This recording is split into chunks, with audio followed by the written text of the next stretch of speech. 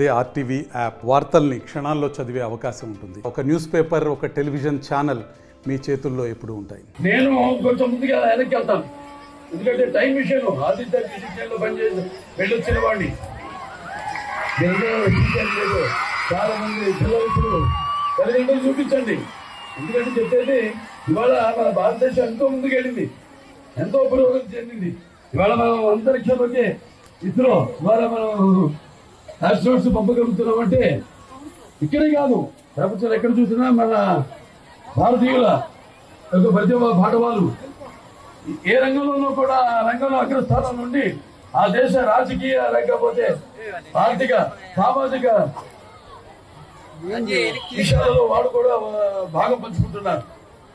అది మన తెలుగు, అది మన భారతీయుల గొప్పతనం. సరే, ఇక ముందు హిందూపూర్ని సువర్ణాక్షరాలతో చరిత్రలో లిఖించబడేలా చేసిన మహానుభావుడు కల్లూరి సుబ్బారావు గారు. మౌలానా అబుల్ కలాం ఆజాద్ గారు, ఆయన ఒక మహా స్వాతంత్ర సమర యోధుడు. ఈ భారత స్వాతంత్ర సమరోద్యమంలో పాల్గొన్న మహానుభావుడు ఆయన. అక్కడ కేంద్రంలో కూడా ఎన్నో పదవులు అలంకరించారంటే దానికి కారణం ఒక ఎన్టీఆర్ అని గుర్తుపెట్టుకోవాలి. భారతదేశంలో ఆయన రాజకీయాలు రాకముందు ఆయన మరి ఆనాడు ప్రధానమంత్రిగా పోటీ చేసిన పివి నరసింహారావు గారు నంద్యాల నుంచి ఆయన పోటీ చేస్తే ఆయన మనం పోటీ పెట్టుకోవడానికి మన తెలుగువాడు ఒక ప్రధానమంత్రి కావాలి అని ఆనాడు అత్యధికమైన మెజారిటీతో పివి నరసింహారావుని గెలిపించిన మహానుభావుడు నందమూరి తారక రామారావు గారు. పివి నరసింహారావు గారు మరి అలాగే ప్రధానమంత్రి అయిన తర్వాత ఎన్నో ఆర్థిక సంస్కరణలు చేశారు. అంటే లిబరలైజేషన్ అంటే ఆర్థికంగా, కాబట్టి మనిషికి లేకపోతే డబ్బున్న వాళ్ళకి వాళ్ళు అంటే ఎకానమిక్ డెవలప్మెంట్కి ఆయన ఎన్నో సంస్కరణలు తీసుకొచ్చారు. కానీ ఎన్టీఆర్ తెలుగుదేశం పార్టీ స్థాపించి ప్రజల దేవుడు సమాజమే దేవం, అందులో నేను ఒక అర్చకుణ్ణి అది చాటి చెప్పిన మహానుభావుడు.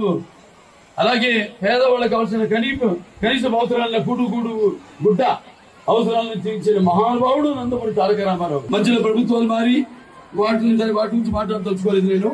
తర్వాత మళ్ళీ మన ప్రభుత్వం వచ్చాక ఏదైతే రామారావు గారి కలంలో నిజం చేయడం, ఏదైతే నేను మొట్టమొదటిసారి ఎమ్మెల్యేగా గెలవడం, ఇక్కడ ఆ నీళ్ళు హెచ్ఎన్ఎస్ఎస్ ద్వారా గొల్లపల్లి బ్రాంచ్ కెనాల్ ద్వారా హిందూపూర్కి నీళ్లు తాగునీళ్ళు ఇవ్వడం, అది నా పూర్వ చట్టం సుకృతంగా, అది అదృష్టంగా మీరందరూ నాకు ఇచ్చిన అవకాశంగా భావిస్తున్నాను. ఎన్నో పనులు చేసాం. ఇవాళ ఆనాడు ఎన్టీ రామారావు గారు పారిశ్రామిక వాడ స్థాపించారు. పారిశ్రామిక వాడ ఆయన స్థాపించినప్పుడు ఈ బెంగళూరు ఇంటర్నేషనల్ ఎయిర్పోర్ట్ లేదు. అది ఆయన విజన్, ముందు చూపు. ఇవాళ బోర్డులంతా ఈ భౌగోళికంగా చూసుకుంటే హిందూపురానికి ఎంతో మంచి భవిష్యత్తు ఉంది. వస్తుంది, ఇంకా మొదలైపోయింది, ఏరోస్పేస్ వస్తుంది, ఇంకెన్నెన్నో పారిశ్రామికవేత్తలు మంత్రాలు చెప్తున్నారు ఇక్కడికి వచ్చి.